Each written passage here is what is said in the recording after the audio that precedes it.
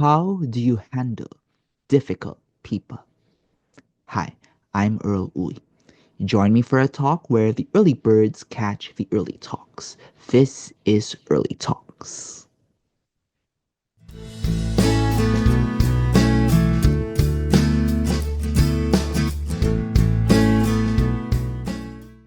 In an article by integrative wellness and life coach Alaya Cooks Campbell for Better Up, she listed ways to recognize a difficult person. 1.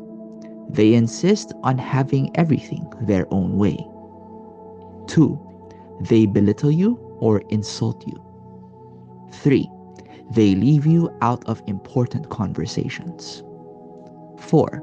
They always have an answer for everything. 5.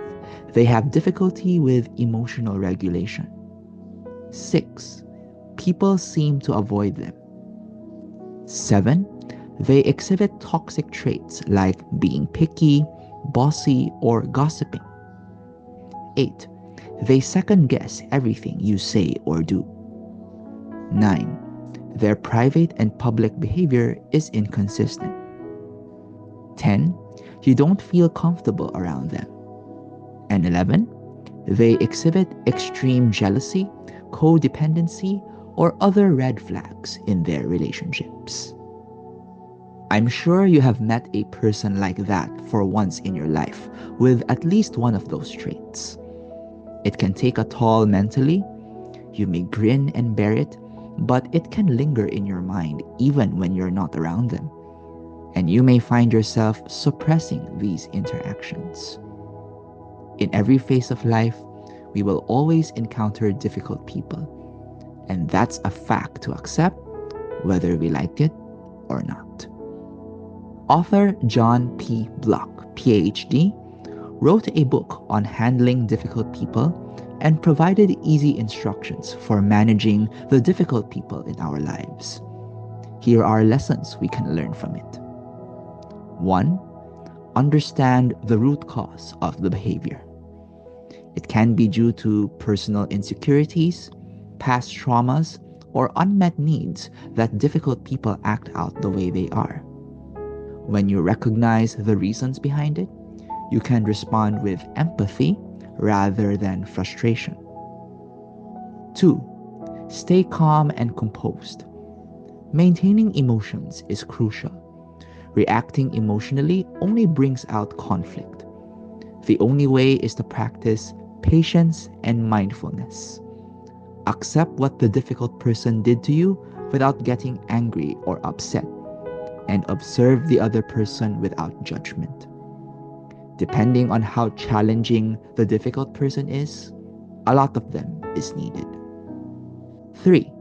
Set clear boundaries. Clear, firm boundaries protect your time and energy. You need to communicate what is and isn't acceptable behavior to ensure that expectations are set and interactions can be productive and respectful. 4. Focus on the issue, not the person. In this case, it's the behavior. If we focus on the individual, personal attacks happen and the conflict can prolong. No matter how difficult the person may be, whether we like it or not, there's a room for that individual to change. A person can have an unpleasant character, but is genuinely good at the core. So it's not the person who is entirely the issue, but the behavior. If we can separate the person from the problem, we can build constructive discussions which can lead to solutions to resolve the issue. 5. Be assertive in your communication. Being assertive is expressing your needs and opinions clearly and respectfully without being aggressive.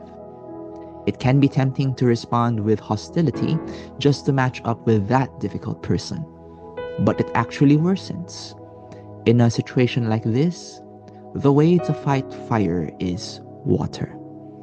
It helps to listen actively and be respectful in responding, as it helps maintain your authority and ensures your perspective is heard. 6. Learn to disengage when necessary. If a person refuses to change or compromise, it's okay to retreat. It's okay to limit your interactions with the individual. It doesn't show a sign of weakness. It shows a sign of strength where you know to yourself that you exhausted all measures to resolve the problem and made intentional efforts for such. Yet, the difficult person is adamant of the behavior, and in most cases, that kind of person will refuse any efforts to address the displeasing manner. This is where you need to learn which battles to fight to preserve your energy and your well-being. Practice empathy without enabling. Understand the difficult person as is, but don't let the behavior negatively impact your life. Have the balance to manage relationships without sacrificing your peace. It's ideal for the difficult person to recognize and change the undesirable behavior after realization. But let's also prepare ourselves for the worst case scenario. Whatever happens, we keep ourselves a good force of influence in our dealings with people and hope for the best in every situation. So, what about you? How do you approach difficult people? What discomforts you when you deal with difficult people? What behaviors do you need to change to deal with difficult people rightly? Thanks for joining me. Until next time, I'm Earl Uy, and this has been Early Talks.